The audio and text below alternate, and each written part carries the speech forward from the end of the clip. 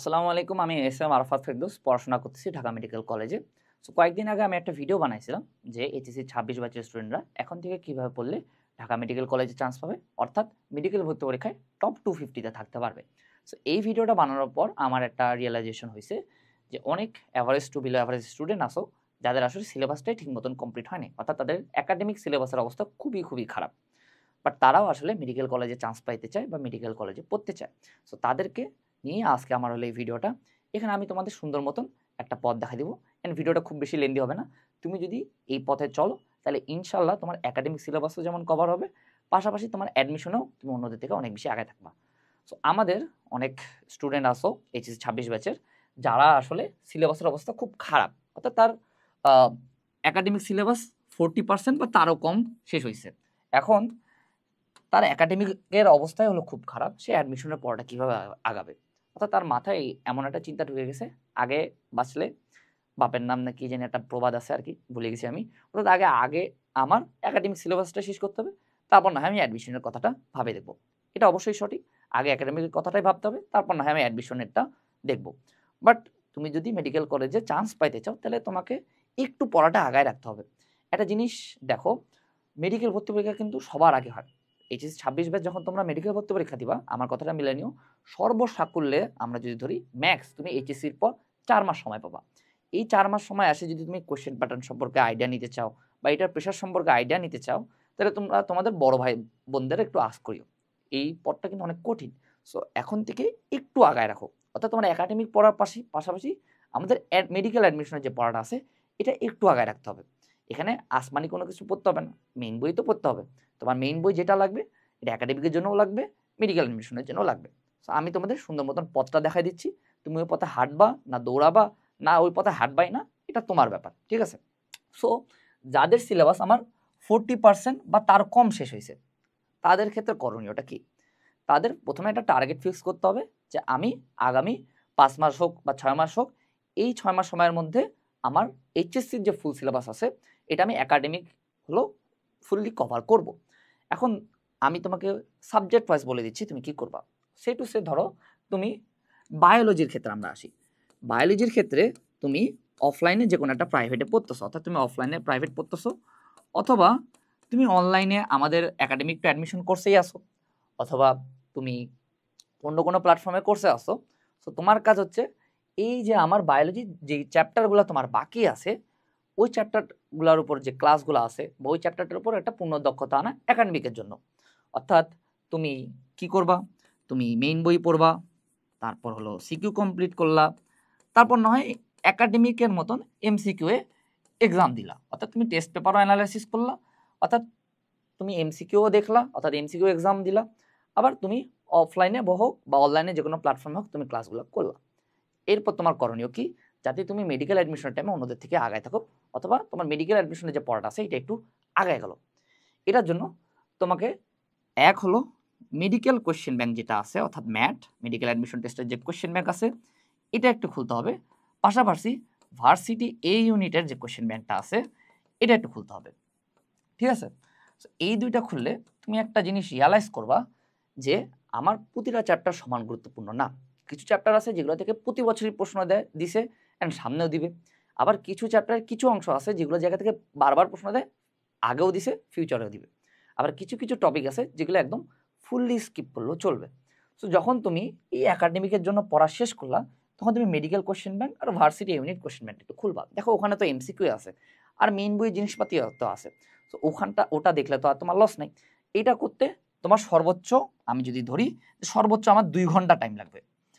এই ২ ঘন্টার সময় যদি তুমি একাডেমিকের পাশাপাশি যদি কাজে লাগাও, তাহলে কি খুব বেশি ক্ষতি হয়ে যাবে? না, বরঞ্চ তুমি অন্যদের থেকে অনেক বেশি আগায় থাকবা, ট্রাস্ট মি। সো যখন তুমি এইভাবে মেডিকেল কোয়েশ্চেন ব্যাংক এবং ভার্সিটি ইউনিটের কোয়েশ্চেন ব্যাংক খুলে দেখলাম বায়োলজির যে কোনো একটা চ্যাপ্টার একাডেমিকের জন্য পড়ার পরপরই, তখন তুমি দেখবা যে কিছু টপিক আছে যেগুলো জায়গা থেকে আমার বারবার প্রশ্ন আসতেছে, কিছু টপিক আমার বাদ দিলেও চলবে। এই যে পড়াটা আছে এই পড়াটাকে বলা হলো আমার এরিয়া মার্কিং করে পড়া। এই একবার যখন তুমি এরিয়া মার্কিং করলা যে আমার কি পড়তে হবে, কি বাদ দিতে হবে, দেন তোমার কাজ হচ্ছে ওই টপিকগুলাই বারবার ভালোভাবে পড়া। একটা জিনিস খুব ভালোভাবে খেয়াল রাখো, যেগুলা জায়গা থেকে আমার প্রশ্ন দেয় সেগুলা জায়গা থেকে আমার একাডেমিকেও প্রশ্ন দেয়, অ্যাডমিশনেও প্রশ্ন দেয়। যেগুলা জায়গা থেকে প্রশ্ন দেয় না সেগুলো থেকে আমার একাডেমিকেও প্রশ্ন দেয় না, অ্যাডমিশনেও প্রশ্ন দেয় না। পাশাপাশি তুমি যদি চাও, এটা এক্সট্রা একটা কাজ, এটা ম্যান্ডেটরি না, তোমার আশেপাশে দেখবা যে অনেক ভাইয়া আপু আছে যারা মেডিকেল কলেজে চান্স পাইছে, তাদের কাছ থেকে একটু কোচিংয়ের প্রশ্ন যেগুলো আছে বা কোচিংয়ের প্রশ্নগুলো নাও। তুমি ওখানেও দেখবা যে কিছু কিছু টপিক থেকে প্রশ্ন দিচ্ছে, কিছু কিছু টপিক বা কিছু কিছু জিনিস আমার না পড়লেও চলে, যেমন বিভিন্ন বিজ্ঞানী নাম, বিভিন্ন সংখ্যাভিত্তিক তথ্য, এগুলো তুমি কোশ্চেন ব্যাংক অ্যানালাইসিস করলেও বুঝবা।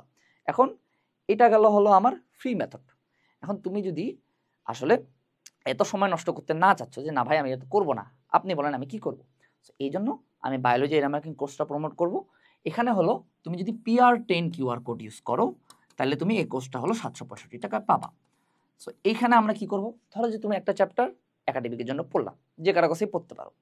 এরপর যখন তুমি এই কোর্স ওই চ্যাপ্টারটার এই কোর্সের একটা ক্লাস করবা, তখন তুমি দেখবা যে বেশ কিছু টপিক আছে যেগুলো আমি একেবারে বলছি যেগুলো তোমার দেখাও লাগবে না। আবার কিছু টপিক আছে যেগুলো আমি বারবার বলছি যেগুলো খুব ভালোভাবে পড়তে হবে, এখান থেকে মেডিকেল প্লাস ভার্সিটি অ্যাডমিশনে আমার প্রশ্ন আসছে। তুমি একটা ডেমো ক্লাস করলেই বুঝবা আমি যতটুকু দাগাইছি, যতটুকু পড়াইছি, ওর বাইরে থেকে মেডিকেলেও প্রশ্ন আসে নাই, ভার্সিটিতেও প্রশ্ন আসে নাই, ইভেন একাডেমিকেও প্রশ্ন আসবে না। গত বছরের মেডিকেল ভর্তি পরীক্ষায় অর্থাৎ HSC 24 ব্যাচ যখন আমার মেডিকেল ভর্তি পরীক্ষা দিল, তাদের বেলা কিন্তু এই কোর্সে যতটুকু আমি দাগায় দাগায় পড়ছি ততটুকুর মধ্যে কিন্তু 30টা প্রশ্নের মধ্যে 28টা প্রশ্ন ডিরেক্ট কমন ছিল। সো এই 28টা প্রশ্নই কি সবাই পারছে? পারে নাই, কিন্তু অনেকে পারছে, অনেকে পারে নাই। কারণটা কি? তারা আসলে সব মুখস্থ করতে চায়। আমি এখন ডিএমসিতে পড়তেছি, আমার পজিশন ছিল হলো 140তম। আমার পজিশনটা আরেকটু বেশি আগাইতে পারতো। আমি যখন তোমাদের স্টেজে ছিলাম, ইভেন মেডিকেল অ্যাডমিশনের 2 মাস আগেও আমি আসলে প্রায় সব কিছুই মুখস্থ করার ট্রাই করতাম। মেডিকেল অ্যাডমিশনের যখন আর 2 মাস বাকি, তখন আসে আমার অনেক কিছুই বোঝা হয়ে গেছে। যেহেতু আমি অনেক বেশি এক্সাম দিছি, আমি মেডিকো, রেটিনা 2 জায়গাতে এক্সাম দিছি। অ্যান্ড এক্সাম দিয়ে আমার আসলে মাথায় চলে আসছে যে কী পড়তে হবে, কী বাদ দিতে হবে। সো তখন আমি আসলে ভালোভাবে পড়া শুরু করলাম অ্যান্ড আল্টিমেটলি ডিএমসিতে চান্স হইল। আমি যদি ফার্স্ট ইয়ারে এই সুযোগটা পাইতাম কোনো ভাইয়ার কাছে যে সে আমাকে বলে দিবে যে কী পড়তে হবে, কী পড়তে হবে না, তাহলে কিন্তু আমি আসলে আমার যে পজিশনটা আছে সেটা আরও আগায় থাকতো। বাট তাও আলহামদুলিল্লাহ আল্লাহ আমাকে ডিএমসিতে দিছে। সো একটা জিনিস খেয়াল রাখবা, বায়োলজির কিন্তু সব কিছু তোমাকে মুখস্থ করা লাগবে না। এখানে একটা উদাহরণ দিই, তোমরা হাইড্রা, ঘাসফড়িং, রুই মাছ এই যে চ্যাপ্টারটা আছে না, তুমি একটা জিনিস নোটিস করবা, মেডিকেল কোয়েশ্চেন ব্যাংক এবং ভার্সিটি কোয়েশ্চেন ব্যাংক এই দুইটা খুললে দেখবা যে আমার হাইড্রা এবং ঘাসফড়িং থেকেই হলো সব থেকে বেশিবার প্রশ্ন দিছে। রুই মাছ থেকে তুলনামূলক কম প্রশ্ন দিছে, বাট যখনই দিছে আমার রুই মাছের শুরুর পেজ থেকে এই যে ধমনীতন্ত্র পর্যন্ত যে অংশটুকু আছে এখান থেকে প্রশ্ন দিছে, এর বাইরে থেকে খুব একটা প্রশ্ন দেয়নি। তুমি এইচএসসির প্রশ্ন খুলে দেখো যে কোনো বোর্ডের, তুমিও দেখবা যে হাইড্রা এবং ঘাসফড়িং থেকেই বেশি প্রশ্ন দিছে, রুই মাছের ওই অংশটুকু থেকেই প্রশ্ন দিছে, আর দিলেও এর বাইরে থেকে যেগুলো প্রশ্ন দিছে সেগুলো পরিমাণও খুবই খুবই নগণ্য।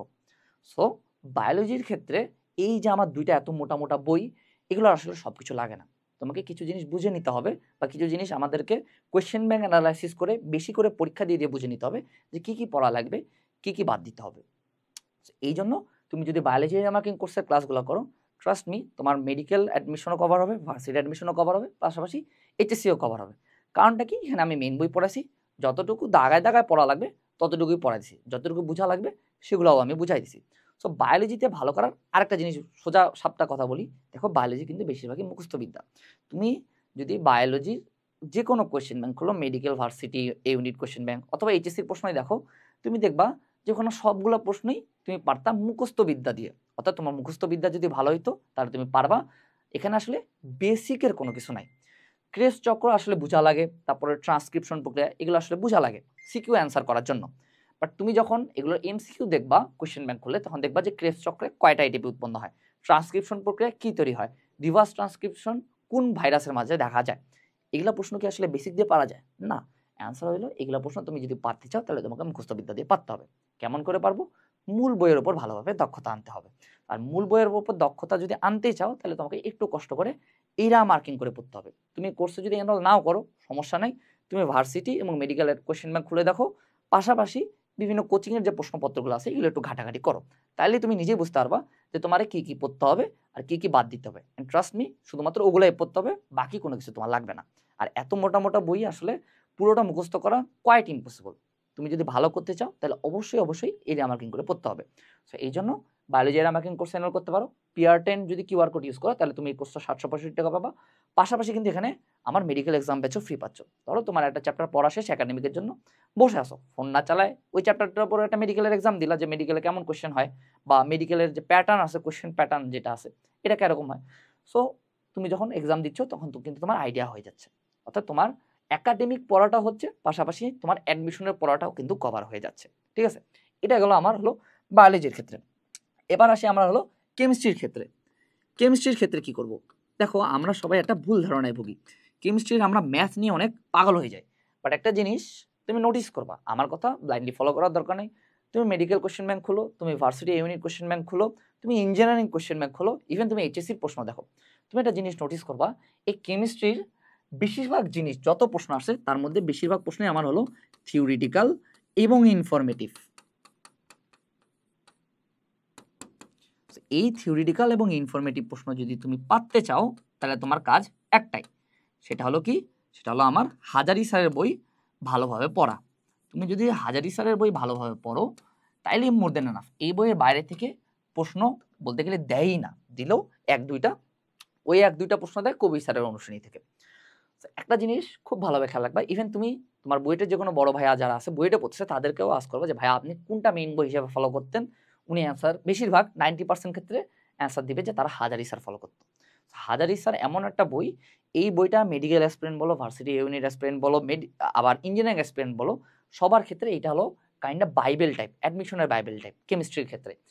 এই বইটার উপরে অন্য কোনো বই নাই।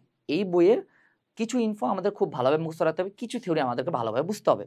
এগুলোর বাইরে আমাদের ইহজীবনেও কোনো প্রশ্ন আসবে না থিওরিটিক্যাল এবং ইনফরমেটিভ। সো হাজারি স্যারের বই আমাদেরকে ভালোভাবে পড়তে হবে, সব পড়া লাগবে না, কিছু কিছু জিনিস আমাদেরকে ভালোভাবে মুখস্থ রাখতে হবে, কিছু কিছু ইনফো আমাদের খুব ভালোভাবে মুখস্থ রাখতে হবে, কিছু কিছু টপিক আসলে আমাদের একেবারে বাদ দিলেই হবে, মানে একেবারে টোটালি স্কিপ করলেও চলে। যেমন দেখবা হাজারি স্যারের বইয়ে তড়িৎ-ঋণাত্মকতার একটা ছক আছে। সো তড়িৎ-ঋণাত্মকতার ছকে আসলে সবগুলার তড়িৎ-ঋণাত্মকতার মান যদি তুমি মুখস্থ রাখতে চাও তাহলে কিন্তু তুমি পাগল হয়ে যাবা। তোমাকে ইন টোটাল 6টা মৌলের তড়িৎ-ঋণাত্মকতার মান খেয়াল রাখলেই মোর দেন এনাফ। এগুলার বাইরে থেকে কখনো মেডিকেল অ্যাডমিশন বলো, ভার্সিটি অ্যাডমিশন বলো, এই দুই জায়গাতে কখনো আসে না, ইভেন এইচএসসিতেও আসে না। এগুলো কিভাবে তুমি রিয়ালাইজ করবা যে হাজারি স্যারের বইয়ের কী কী লাগবে, কী কী লাগবে না? ওই সেম টেকনিক, সেটা হলো কি বলতো, তুমি মেডিকেল কোশ্চেন ব্যাংক খুলো, পাশাপাশি ভার্সিটি ইউনিট কোশ্চেন ব্যাংক খুলো, অ্যান্ড এরপর ওই যে চান্স পাওয়া ভাইয়া আপুদের কাছ থেকে যদি তুমি একটু ওই যে কোশ্চেনগুলো আছে কোচিংয়ের প্রশ্ন, এগুলো যদি একটু খুলে একটু ঘাটাঘাটি করো তাহলে তুমি বুঝতে পারবে যে হাজারি স্যারের বইয়ের কী কী পড়া লাগবে আর কী কী আমার টোটালি বাদ দিতে হবে।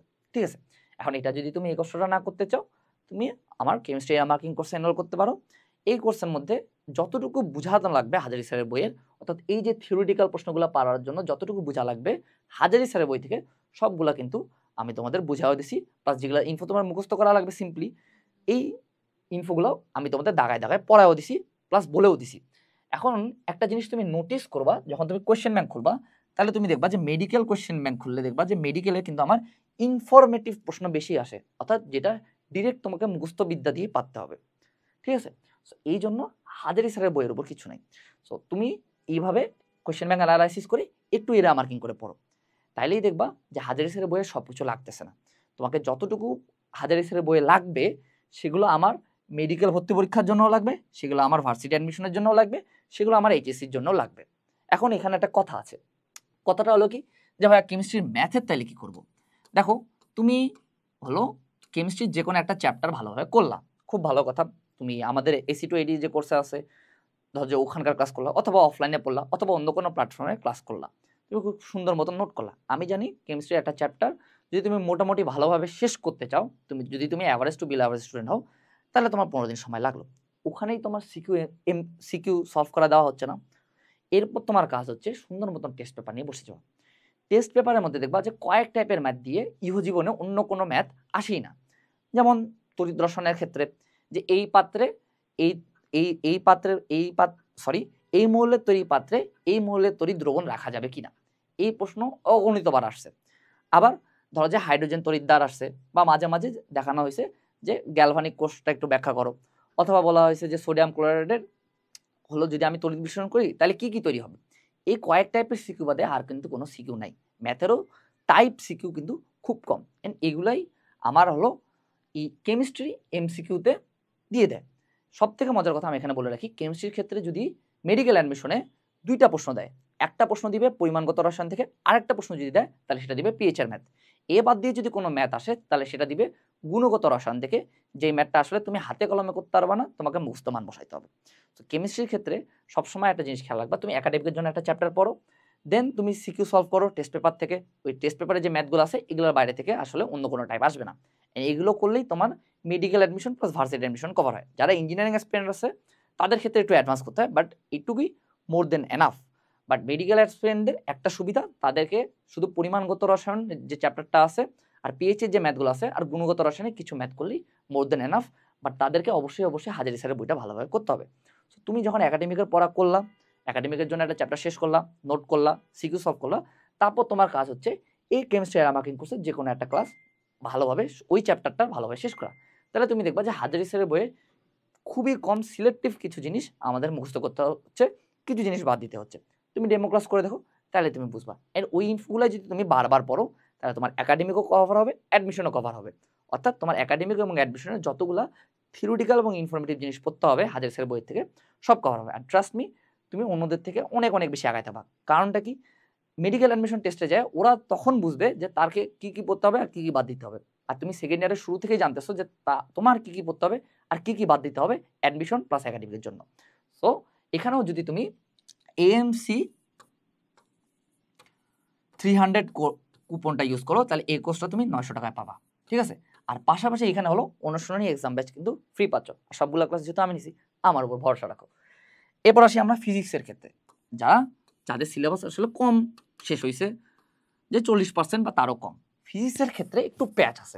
প্যাচটা কি আমি তোমাকে বলি। তুমি একটা জিনিস নোটিস করবা, মেডিকেল বাদ দিয়ে তুমি অন্য যে কোনো কোশ্চেন খুলো, অর্থাৎ তুমি ভার্সিটি কোশ্চেন ব্যাংক খুলো, তুমি এইচএসসির প্রশ্ন দেখো অথবা ইঞ্জিনিয়ারিং কোশ্চেন ব্যাংক খুলো, তুমি একটা জিনিস দেখবা যে ফিজিক্স হলো মেইনলি আমার একটা ম্যাথমেটিক্যাল সাবজেক্ট, অর্থাৎ এখানে আমার ম্যাথ বেশি দেয়। অর্থাৎ ফিজিক্সে ভার্সিটিতেও ম্যাথ বেশি দেয়, এইচএসসিতেও ম্যাথ বেশি দেয়, আবার আমার এই একাডেমিকেও ম্যাথ বেশি দেয়, ইঞ্জিনিয়ারিংয়েও ম্যাথ বেশি দেয়। তাহলে এখন আমরা তাহলে করবোটা কি? আমাদের কাজ হচ্ছে যে কোনো একটা চ্যাপ্টার ধরো, ফিজিক্সের যে কোনো একটা চ্যাপ্টার যেটা তোমার গ্যাপ আছে, যেটা তোমাকে শেষ করতে হবে, সেটা তুমি একাডেমিকে ক্লাস করলা, ভালোভাবে নোট করলা। নোট চাইলে করতে পারো, না করলে সমস্যা নেই। তুমি সেটা আমাদের এসি টু এডি কোর্সেরও ক্লাস করতে পারো, অথবা যারা অন্য প্ল্যাটফর্ম আছে তারা না হয় অন্য প্ল্যাটফর্মে ক্লাস করলা, ভালো কথা, নোট করলা। এরপরে কাজ হলো তোমার সিকিউ সলভ করলা, ভালো কথা। সিকিউ সলভ করার পর তোমার কাজ হচ্ছে যে আমার একটা দাগানো বই ফলো করা। কি ফলো করা? দাগানো বই ফলো করা। কেন আমি দাগানো বই ফলো করব? দেখো, আমরা যখন মেডিকেল কোশ্চেন ব্যাংক খুলবো তখন দেখব মেডিকেলে আমার ফিজিক্স মেইনলি এখানেও থিওরিটিক্যাল এবং ইনফরমেটিভ, থিওরিটিক্যাল এবং ইনফরমেটিভ। আমার কথা ব্লাইন্ডলি ফলো করার দরকার নেই, তুমি কোশ্চেন ব্যাংক খুললেই বুঝবা যে মেডিকেলের ফিজিক্স টোটালি আলাদা একটা জিনিস। অর্থাৎ এখানে থিওরিটিক্যাল এবং ইনফরমেটিভ প্রশ্ন বেশি দেয়। ম্যাথ যখন দেওয়া হয় ইন কমন, তখন হলো সর্বোচ্চ 2টা ম্যাথ দেওয়া হয় যখন কমনলি, অর্থাৎ যখন জেনারেল প্রশ্ন করা হয়। আমাদের বেলাও ফিজিক্সে 2টা ম্যাথ ছিল, কিন্তু যখন বেশি করে ম্যাথ দেওয়া হচ্ছে, যেমন গত 20 বছরের মধ্যে সব থেকে বেশি ম্যাথ দিছে এই এইচএসসি 24 ব্যাচ যখন এক্সাম দিল। তাদের বেলা ম্যাথের পরিমাণ কয়টা ছিল ভাইয়া? তাদের বেলা ম্যাথের পরিমাণ কিন্তু ছিল হলো টোটাল 7টা, আর বাকি থিওরিটিক্যাল এবং ইনফরমেটিভ প্রশ্ন ছিল কয়টা ভাইয়া? 13টা। সো একটা জিনিস নোটিস করো, যখন হলো সব থেকে বেশিবার করে ম্যাথ দেওয়া হচ্ছে তখনও কিন্তু ম্যাথের পরিমাণটা কম, থিওরিটিক্যাল এবং ইনফরমেটিভ প্রশ্নই কিন্তু বেশি। আর এই যে 7টা যে প্রশ্ন আছে না ম্যাথ, এই 7টাই ছিল কিন্তু আমার অনুশীলনীর ম্যাথ। সো ভয় পাওয়ার কোনো কিছু নাই। সো তোমার কাজ হচ্ছে একটা চ্যাপ্টার ভালোভাবে একাডেমিকের জন্য শেষ করলাম, এরপর তোমার যে কোনো একটা দাগানো বই, ইসাক স্যার অথবা তপন স্যার, যে কোনো একটা দাগানো বই ফলো করা। ওখানে যে থিওরিটিক্যাল এবং ইনফরমেটিভ যে দাগালো লাইনগুলো আছে এগুলো ভালো মতন মুখস্থ করা। কারণটা কি? কারণ আমার মেডিকেলে থিওরিটিক্যাল এবং ইনফরমেটিভ প্রশ্ন বেশি আসে, এইচএসসিতে, ভার্সিটি ইউনিটে, ইঞ্জিনিয়ারিংয়ে এগুলোতে হলো ম্যাথ বেশি দেয়। মেডিকেল ফিজিক্স টোটালি একটা আলাদা জিনিস, ঠিক আছে। সো তোমরা একটা দাগানো বই ফলো করবা। অ্যান্ড অনেক দাগানো বই আছে যেগুলো আসলে মানে প্রায় সব কিছুই দাগানো থাকে, হাবিজাবিভাবে দাগানো থাকে। সো এইসব দাগানো বই একটু ভ্যারিফাইড হলো সোর্স থেকে কালেক্ট করা ট্রাই করবা। তুমি যদি বায়োলজি এরিয়া মার্কিং কোর্সে এনরোল করো তাহলে কিন্তু তুমি এখানে আমার ফিজিক্সেরও দাগানো বই কিন্তু ফ্রিতে পাই যাবা, ঠিক আছে। এখানে কিন্তু ফিজিক্সেরও দাগানো বই ফ্রিতে পাই যাবা। সো এই জন্য একটা তুমি চাইলে এরিয়া মার্কিং কোর্সে যদি এনরোল নাও করো, বাট তাও তোমাকে একটা ভ্যালিড সোর্স বা যেটা হলো তোমার বিশ্বাসপূর্ণ একটা সোর্স থেকে দাগানো বই কালেক্ট করে ওই দাগানো বইটা ভালোভাবে পড়া। কারণ আমার মেডিকেল ফিজিক্সে থিওরিটিক্যাল এবং ইনফরমেটিভ প্রশ্ন বেশি আসে। ম্যাথের জন্য কি করব, ওই যে তুমি একাডেমিকের জন্য যে করলা ওইটুকুই করলেই মোর দ্যান এনাফ, অর্থাৎ সিকিউর জন্য যা যা করতেছো এনাফ। ওকে, এরপর তোমাকে এক্সট্রা আরেকটা কাজ করতে হবে, এটা হলো সব সাবজেক্টের ক্ষেত্রে কমন। তুমি এরিয়া মার্কিং ক্লাস করলা, ফিজিক্সের ক্ষেত্রে দাগানো বই পড়লা, বায়োলজি এবং কেমিস্ট্রির ক্ষেত্রে এরিয়া মার্কিং ক্লাস করে এরিয়া মার্কিং করে পড়লা। এরপরে তোমার প্রথম ও প্রধান কাজ হচ্ছে অনুশীলনী পড়া। কি বললাম? অনুশীলনী পড়া। কেন অনুশীলনী পড়বো আমরা? দেখো একটা জিনিস নোটিস করবা, প্রতি বছর আমার ফিজিক্স, কেমিস্ট্রি এবং বায়োলজি টোটাল 75টা প্রশ্ন থাকে। এই 75টা প্রশ্নের মধ্যে 50%-এরও বেশি প্রশ্ন আমার দেয় ডিরেক্ট অনুশীলনী থেকে, 50%-এরও বেশি। এখন এই জিনিসটা আসলে সবাই জানে, তুমিও জানতেছো যে অনুশীলনী পড়তে হয়, বাট একটা জিনিস তুমি নিজেকে জিজ্ঞেস করো তো, তুমি ফার্স্ট ইয়ার থেকেই জানতেছো মেডিকেল অ্যাডমিশন নিয়ে যে তোমাকে অনুশীলনী পড়তে হবে, বাট তুমি কয়বার অনুশীলনী খুলে দেখছো? কয়জনে হলো আমার অ্যাডমিশনের আগে অনুশীলনী খুলে দেখে? সো এই জন্য তুমি যে কোনো একটা চ্যাপ্টার এরিয়া মার্কিং করে পড়লা, বায়োলজি এবং কেমিস্ট্রি, ফিজিক্সের ক্ষেত্রে দাগানো বই পড়লা, সিকিউ সলভ করলা, একাডেমিকের জন্য পড়লা, ভালো কথা। তারপর তোমার কাজ হচ্ছে অনুশীলনী সলভ করা, অ্যান্ড অনুশীলনীর যে প্রশ্নগুলো আছে এগুলো বুঝে বুঝে মুখস্থ করার ট্রাই করা। একটা জিনিস খেয়াল রাখবা যে অনুশীলনীতে যেগুলো আছে এগুলো মিলে কি বলতো বোর্ডের প্রশ্ন, এখানে কি আছে মেইন বইয়ের জিনিসই তো আছে। সো তুমি যদি অনুশীলনী পড়ো, তোমার তো একাডেমিকেরই তো পড়া হচ্ছে আলটিমেটলি, তাই না? একাডেমিকেও তো তুমি হেল্প পাবা। আর অনুশীলনী যদি এখন থেকেই করে রাখো তাহলে কিন্তু তুমি অ্যাডমিশনে যে অনেক অনেক হেল্প পাবা, কারণ সবাই আসলে অনুশীলনী এখন থেকে পড়ে না। তুমি যখন এই সেকেন্ড ইয়ার থেকে পড়তেছো, প্রতিবার করে পড়তেছো, তুমি অ্যাডমিশনে যে অবশ্যই হেল্প পাবা না। সো এই জন্য ফিজিক্স, কেমিস্ট্রি এবং বায়োলজি যে কোনো সাবজেক্টের যে কোনো চ্যাপ্টারে একাডেমিকের পড়ার পর আমি এরিয়া মার্কিং করে পড়বো অথবা দাগানো বই পড়বো, অ্যান্ড এরপর আমার প্রথম কাজ হচ্ছে অনুশীলনী ভালোভাবে পড়া। এরপর তুমি একটা কথা বলতে পারো যে ভাইয়া ঠিক আছে ফিজিক্স, কেমিস্ট্রি, বায়োলজি তো বুঝলাম, এখন আমি ইংলিশ জিকের ক্ষেত্রে কি করবো, অর্থাৎ জিকেই এর ক্ষেত্রে আমি করবোটা কি? দেখো আমি ধরে নিচ্ছি তোমার সিলেবাস আসলে খুব কম শেষ হয়েছে, 40% বা তারও কম, বা সর্বোচ্চ ধরলে আমি ধরলাম যে তোমার আসলে 50% সিলেবাস শেষ হয়েছে। তুমি আমি তোমাকে যে টেকনিকটা বললাম এই টেকনিকটা ইউজ করে তুমি না হয় সিলেবাসটা কমপ্লিট করলা টোটাল ধরো 75%। এই 75% সিলেবাস যখন তোমার কমপ্লিট হইলো, যেই সময়কালে তোমার কমপ্লিট হইলো, এরপরে তোমার কাজ হচ্ছে জিকেইতে ফোকাস দেওয়া। ঠিক আছে, তার আগে কিন্তু জিকেইতে ফোকাস দেওয়া যাবে না। তুমি আগে ট্রাই করবা, তোমার 75% সিলেবাস শেষ হয়েছে, তারপর তুমি জিকেইতে ফোকাস দিবা। জিকেই এর ক্ষেত্রে কি করবা, যেহেতু তুমি average to below average student, তোমার একাডেমিকের অবস্থা খুব একটা ভালো না, বাট তুমি মেডিকেলে পড়তে চাও, তাই একটু পড়াটা আগায় রাখবা, অ্যান্ড সব থেকে ইম্পর্টেন্ট পড়াগুলো আগায় রাখবা। জিকের ক্ষেত্রে তুমি মুক্তিযুদ্ধ এবং প্রাচীন বাংলার ইতিহাস, এই দুইটা টপিকের যতগুলা বিসিএস এর প্রশ্ন আছে, যতগুলা জবের প্রশ্ন আছে, যতগুলা আমার ভার্সিটির প্রশ্ন আছে, সবগুলা মুখস্থ করবা। এটা নিজে হলো করবা, এন্ড এটার জন্য প্রতিদিন টাইম রাখবা কি সর্বোচ্চ 1 ঘন্টা। তুমি ট্রাস্ট মি, তুমি 1 ঘন্টা করে জিকেই পড়লে, এখন থেকে যদি জিকেই পড়ো তাহলে তোমাকে কেউ আটকাতে পারবে না। বাট প্রথম শর্তটা কি, তোমাকে আগে 75% একাডেমিক সিলেবাস শেষ করতে হবে, তারপর তোমার জিকের দিকে নজর দিতে হবে। অর্থাৎ আমি কি বললাম, দুইটা টপিক পড়বা এখন থেকে, মানে যখন হলো 75% সিলেবাস শেষ হবে তারপর থেকে, সেটা হলো প্রাচীন বাংলার ইতিহাস এবং মুক্তিযুদ্ধ। এই দুইটা টপিকের যতগুলো আমার এমসিকিউ আছে বিসিএস জব এবং ভার্সিটির, এগুলো মুখস্থ করো। ইংলিশের ক্ষেত্রে ভাইয়া কি করব, যখন তোমার এই 75% শেষ হলো, তুমি আগে হাত দিবা জিকেতে, জিকের এই এমসিকিউগুলো মুখস্থ করলা, এরপর তোমার কাজ হচ্ছে ইংলিশে ফোকাস দেওয়া। ইংলিশের ক্ষেত্রে কি কি পড়বো এগুলো আমি মুখে বলে দিচ্ছি, লিখে না দিই সময় বেশি যাবে। Synonym, antonym, preposition and appropriate preposition, parts of speech, এর মধ্যে ভার্ব এবং নাউন বেশি ইম্পর্টেন্ট। তারপর হলো সেন্টেন্স কারেকশন, আরেকটা আছে হলো আমার স্পেলিং। এই 5টা টপিক তুমি ভালোভাবে শেষ করো। আগে তুমি 75% একাডেমিক সিলেবাস শেষ করবা, তারপর জিকের ওই যে 2টা টপিক মুক্তিযুদ্ধ এবং প্রাচীন বাংলার ইতিহাসের এই সকল এমসিকিউ সব শেষ করবা, দেন তুমি এই 5টা টপিকে ফোকাস দাও, দেন তুমি এই 5টা টপিক পড়ো। ঠিক আছে, এই ভিডিওটা এই পর্যন্তই।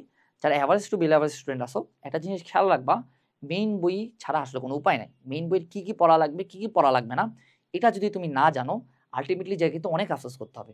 আসলে অনেক স্টুডেন্ট আছে যারা অনেক বেশি পড়ে বাট তাও ভালো করতে পারে না, একটাই কারণ যে তাদের মেইন বইয়ের উপর ভালো দক্ষতা নাই, তারা জানে না আসলে কী কী পড়তে হবে, কী কী বাদ দিতে হবে। সো তুমি যদি এই এরিয়া মার্কিং কোর্সে এনরোল করো, তোমার একটা বইয়ের উপর ফুল দক্ষতা চলে আসবে, অ্যান্ড তুমি বুঝতে পারবা যে কী কী পড়তে হবে অ্যান্ড কী কী বাদ দিতে হবে, কোন জায়গাগুলো ইম্পর্টেন্ট, কোন জায়গাগুলো আমার একেবারে ইম্পর্টেন্ট না। এই ভিডিওটা এই পর্যন্তই। আর তোমাদের যদি কোনো প্রশ্ন থাকে, হালকেনস্টাইন ফ্যামিলিতে যদি তুমি অ্যানোনিমাস পার্টিসিপেন্ট হয়েও প্রশ্নটা করো, আমি রিপ্লাই দেওয়ার ট্রাই করি প্রতিটাই। আর পাশাপাশি আমার ফেসবুক আইডি আছে ASM আরাফাত ফেরদৌস, তুমি 75% সিলেবাস শেষ করার পর আমি যেই টেকনিকটা বললাম এই টেকনিকে যদি শেষ করার পর যদি তুমি আমাকে মেসেজ দাও আমি অনেক বেশি খুশি হব। সো ঠিক আছে, আসসালামু আলাইকুম।